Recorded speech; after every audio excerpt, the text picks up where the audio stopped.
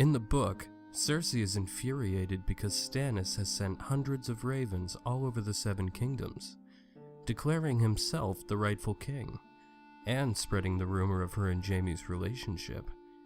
She takes the suggestion of Littlefinger, retaliating by questioning the legitimacy of Stannis' daughter Shireen. In the book, when venturing out at night from Craster's Keep, Jon does not see Craster sacrificing his son as he does in the series. He instead finds a large supply of old Night's Watch equipment, including obsidian. Because he does not spy on Craster, Craster is not angered into forcing the Watch to leave his keep, and they leave on their own terms. In the book, Tyrion keeps Shae in a manse outside the Red Keep, as opposed to the show where he keeps her in the Tower of the Hand. In the series, Jaime is held captive by Robb at his camp, while in the novel he is actually being held in the dungeon at Riverrun. The series depicts Joffrey as treating Cersei poorly, and even threatening her with death after she slaps him. In the book, however, Joffrey never treats her this way, and while he does ignore her pleas to restrain himself, he for the most part obeys her commands. In the book, it is not Joffrey who orders the deaths of all of Robert's bastards, but Cersei.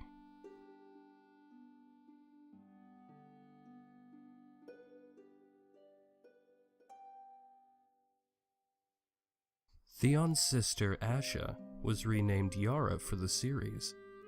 It was thought that she may be confused for the wildling Osha. Jorah Mormont does not only send a letter to King's Landing warning of the White Walkers, but also the severed hand of a white, still twitching in a jar. In the book, Davos has 7 sons: Dale, Allard, Mathos, Merrick, Devon, Stannis, and Steffan.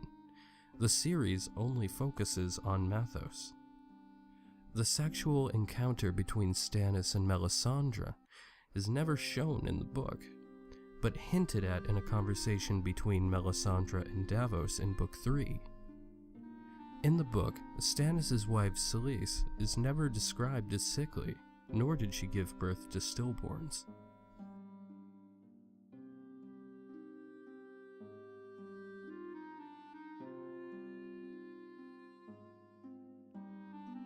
Renly's Kingsguard is called the Rainbow Guard.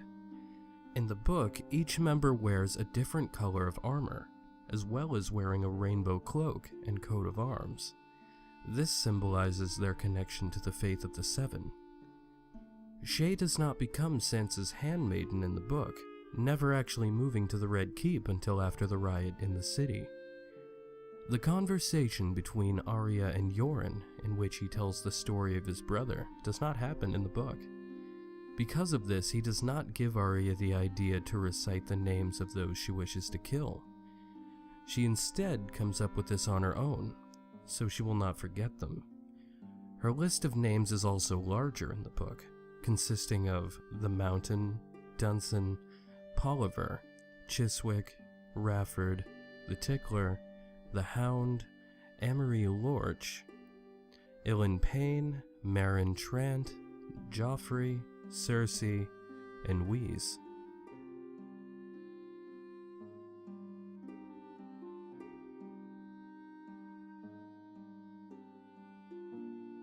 In the book, Arya is never the cupbearer for Tywin Lannister, instead being the cupbearer for Roose Bolton.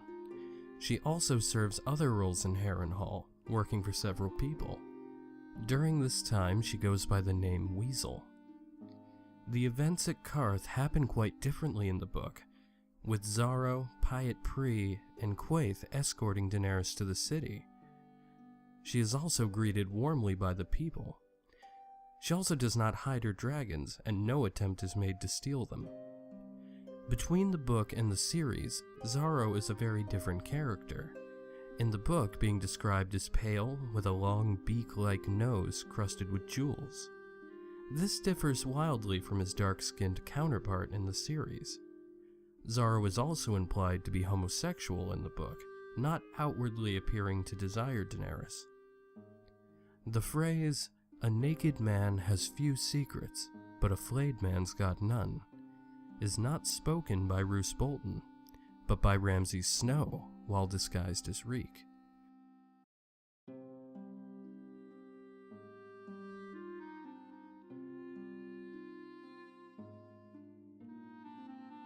The assassination of Renly takes place rather differently in the book than it does in the show.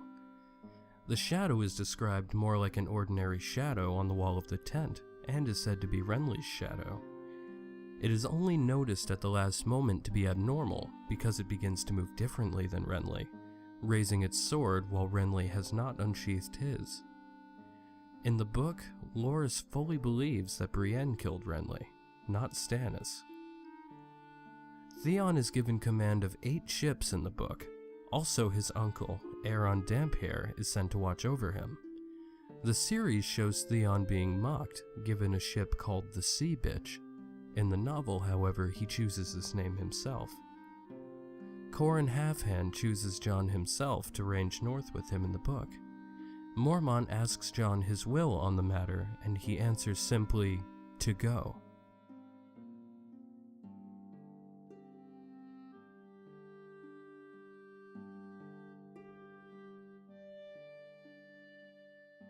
The riot in King's Landing occurs a little differently in the book than it does in the series. The royal procession is on horseback rather than on foot. Also, once the riot begins, the residents of the city start a large fire. This is why Shae is moved to the Red Keep, as the city is seen as too dangerous. When Jon Snow captures Ygritte, Qhorin does not order him to kill her in the book, but simply tells him, "You must do what needs be done," before leaving them alone. Instead of tying Ygritte's hands and traveling with her, Jon simply lets her go and returns to Qhorin and the others.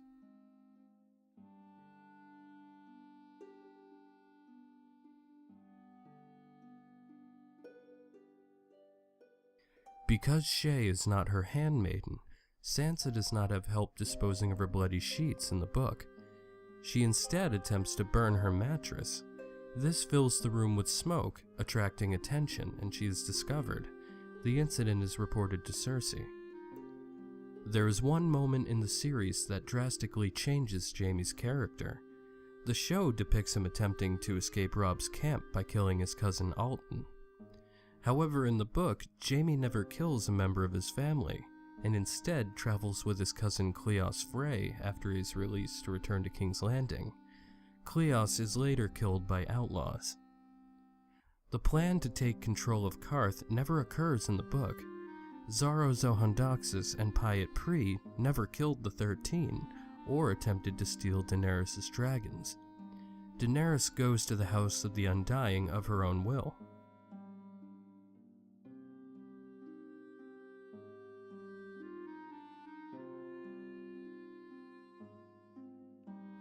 Catelyn is not arrested by Robb in the book, but instead agrees to stay confined to her father's bedchamber in Riverrun after the release of Jaime Lannister.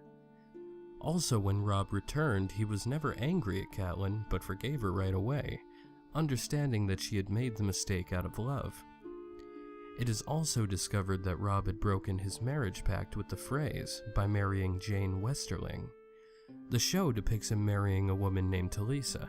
However, this character does not exist in the book.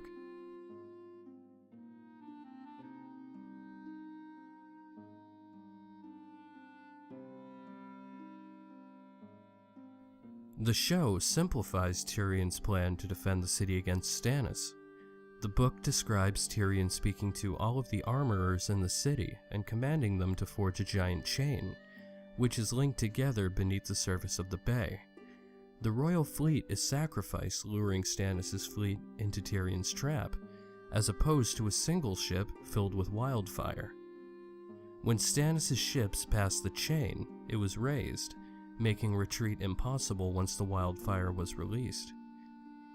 During the battle, Cersei is shown in the series nearly poisoning herself and Tommen with essence of nightshade.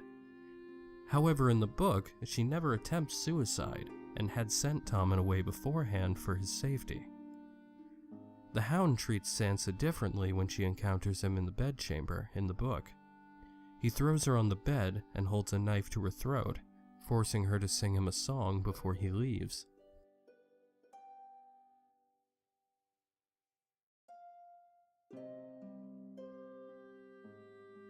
The TV show depicts Tyrion with a long gash down his face after he is attacked by Sir Mandon Moore.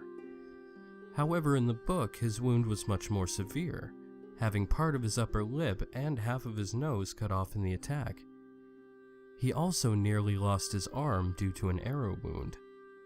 His recovery was also much longer in the book, showing hallucinations from his point of view. The Northern Army threatening Theon at Winterfell is commanded by Sir Roderick in the book. At this point in the show, Theon had already killed him. Theon also gives the option of joining the Night's Watch much more consideration, nearly convincing himself to do it, imagining having his own ship to captain from Eastwatch by the Sea. Theon is not betrayed by his own men in the book. Ramsay Snow arrives with his own forces offering help to Sir Roderick, but immediately after attacks him and destroys his forces. After this, he gets Theon to open the gates, as he thinks him an ally. Ramsay punches Theon in the face with a mailed fist, then turning his army on the Ironborn. The show depicts the House of the Undying as a tall tower. The book, however, depicts it as a flat, one-story building. Once inside, Daenerys has several visions of the past and future. These prophecies do not occur in the show. Pyat Pree does not attempt to steal the dragons, and Drogon is the only dragon with Daenerys in the House of the Undying. Drogon does, however, kill the undead warlocks and set fire to the building. This enrages Pyat Pree, who vows revenge on Daenerys. Xaro Zoandoxus does not betray Daenerys, and there is never any mention of a vault in the book. Therefore, Daenerys does not kill him, and he is still alive and well later in the book series. Because of this, Daenerys does not loot Xaro's house to buy ships, and is instead sent 3 ships by Illyrio to return to Pentos. In the book, when Jon and Qhorin are captured by the wildlings, their fight happens immediately, with Qhorin striking the first blow. During the fight, Ghost attacks Qhorin, tearing his leg apart and allowing Jon to kill him. Qhorin's last word in the book is simply, "sharp," as opposed to, "we are the Watchers on the Wall," as shown in the series.